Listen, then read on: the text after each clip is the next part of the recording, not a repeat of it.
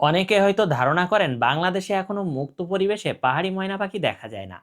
এটা একেবারেই ভুল। বাংলাদেশেও এখনো পাহাড়ি ময়নাগুলো টিকে আছে। তবে এই পাহাড়ি ময়নাগুলো সব জায়গায় দেখা যায় না। অনেক খোঁজাখুঁজির পর সৌভাগ্য থাকলে এই পাখিগুলোর দেখা মেলে। আমরা সিলেট অঞ্চলের একটা বনের ভিতরে সেই ময়না পাখি আপনাদেরকে দেখানোর চেষ্টা করব। চলুন তাহলে দেখি আজকে সেই ময়না পাখির দেখা পাই কিনা।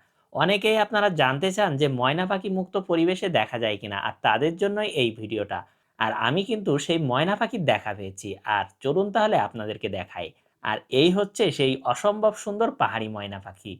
এই পাখিগুলো আমরা খাঁচায় দেখে অভ্যস্ত, কিন্তু এরকম মুক্ত পরিবেশে সচরাচর দেখা যায় না। আর আমার কিন্তু এমন সুন্দর দৃশ্য দেখার সৌভাগ্য হয়েছে।